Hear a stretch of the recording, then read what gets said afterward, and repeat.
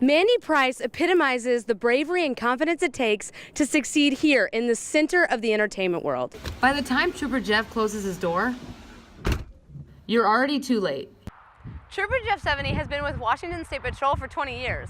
He's seen a lot change in that time, including the addition of social media.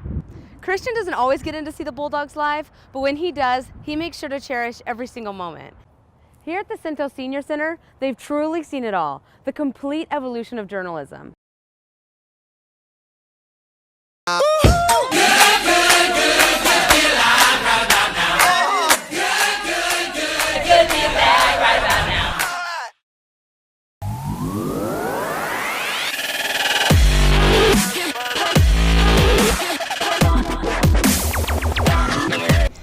Offered at more than 1,000 colleges and universities across the United States, ROTC is short for Reserve Officer Training Corps.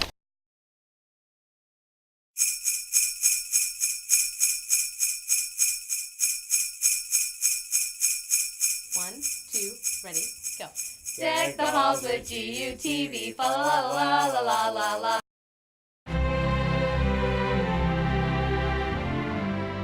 Coming up on this GUTV holiday special.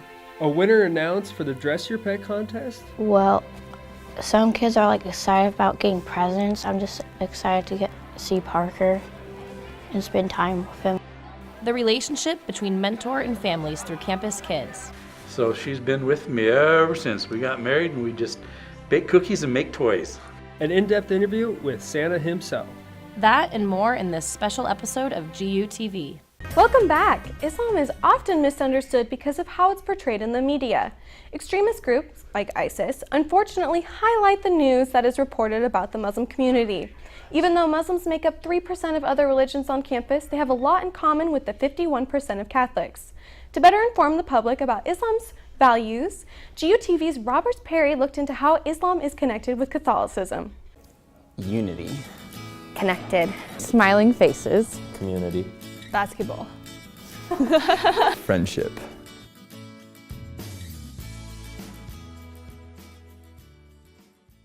Welcome to our GUTV special, The Language of Zags. I'm your host, Spencer Martin. Gonzaga's admissions department has shown in recent years the university's dedication to both growth and diversity. The classes of 2019 and 2020 are both the largest and most diverse in Gonzaga's 129-year history.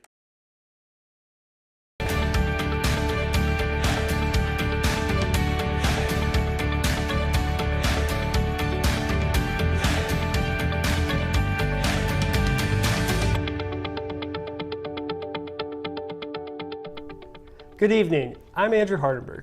And I'm Robert Perry. Thank you for joining us this evening. Tonight we explore the homeless issue in Spokane and how we can create hope for the homeless. Homelessness in Spokane has remained a chronic issue that needs to be addressed. The city of Spokane counted 981 people in the community as being homeless this year, decreasing from 1,000 people last year. There are many programs that can help these people get through these difficult times in their lives, but instead of turning to these programs to get the help they need, some people decide to stay on the street.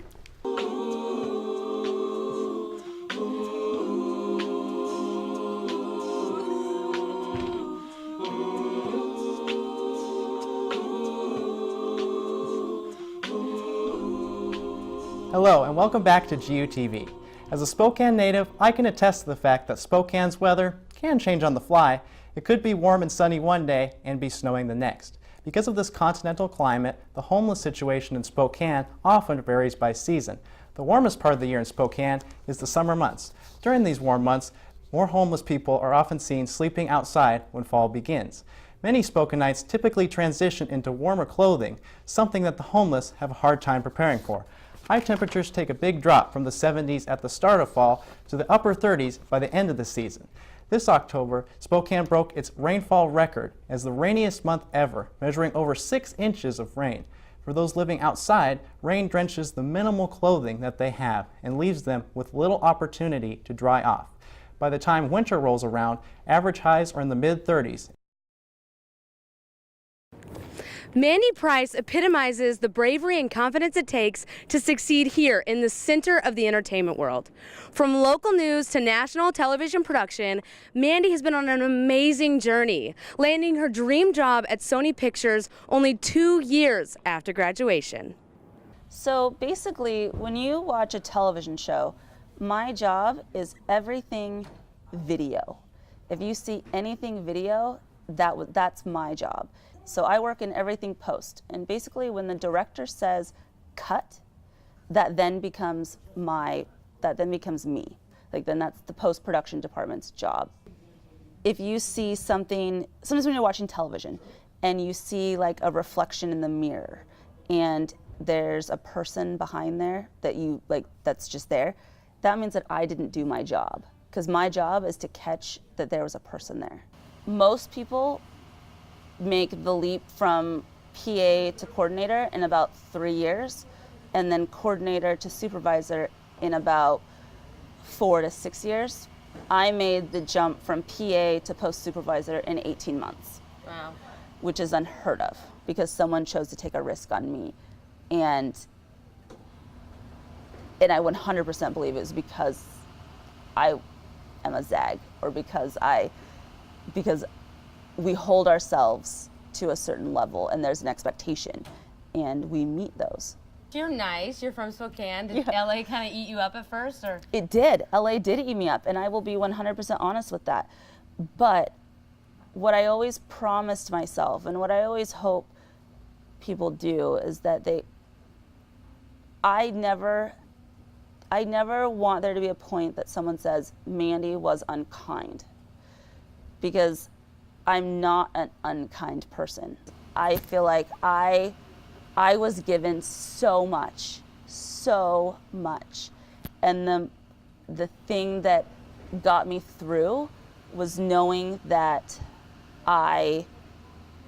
someone else, that I'm where I am right now because someone took a chance on me, and I can now bring someone else into the fold. Use me as a resource, because I didn't have me. I didn't have a version of myself. But now I'm here, and now I have you. And if you like what I do, or you are interested in something, come sit with me and let me teach you. In the cutthroat industry of LA, Mandy truly exemplifies the Gonzaga mission.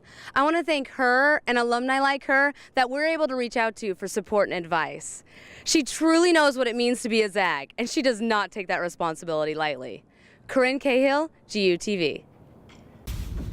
There's some misconception with people that think just because they're stopped at a traffic control device that they're not driving still. They kind of are. Yeah. Right. Have fun. By the time Trooper Jeff closes his door, you're already too late. He has pulled you over for a traffic violation, and it's likely you owe at least $136.